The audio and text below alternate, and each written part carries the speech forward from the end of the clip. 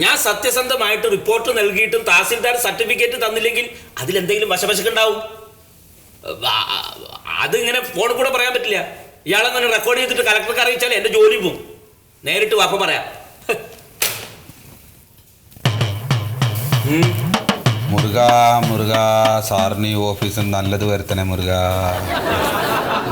കുങ്കുമാണ് സാറേ. കുങ്കുമോ? നല്ല കാശ്മീരി കുങ്കുമാണ്.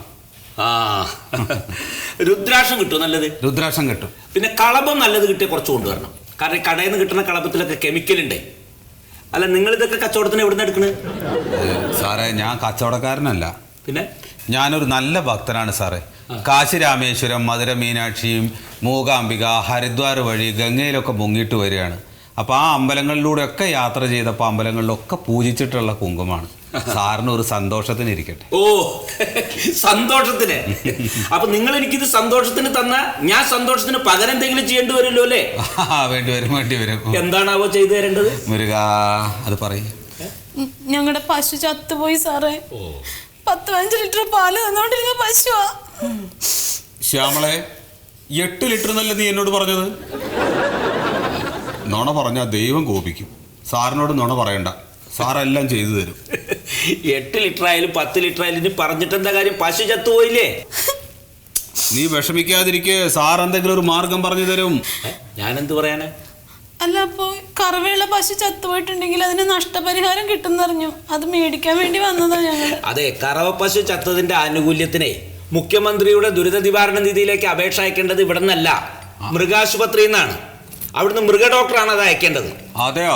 അപ്പൊ സാറല്ല? അല്ല. ഈ മൃഗ ഡോക്ടർ പശു ചത്തു എന്ന് പറഞ്ഞ് സർട്ടിഫിക്കറ്റ് തരണം. പിന്നെ ഈ പശുവിനെ പോസ്റ്റ്മോർട്ടം നടത്തിയതിന്റെ സർട്ടിഫിക്കറ്റ് തരും.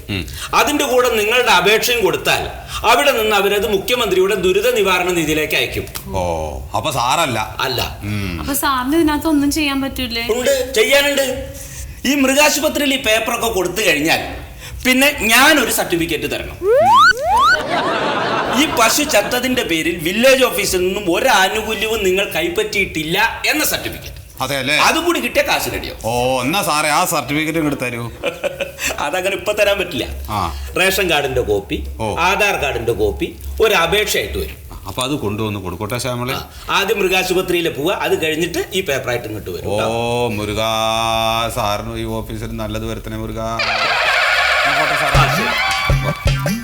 അല്ല, പിന്നെ അപേക്ഷയായിട്ട് വരുമ്പോഴേ ഇതുപോലത്തെ ഒരു കുങ്കുമച്ചപ്പ് കൂടി കൊണ്ടുവരണം. അയ്യോ, അങ്ങനത്തെ ഒന്നേ ഉള്ളൂ സാറേ. അല്ല, മകളും വലുതായിട്ടേ, അവൾക്കും വേണം. എന്നാ നിനക്ക് തന്ന ചെപ്പ് സാറിന് കൊടുക്ക്. ശരിയാക്കി തരാം. കൊണ്ടുവന്നു മുരുക.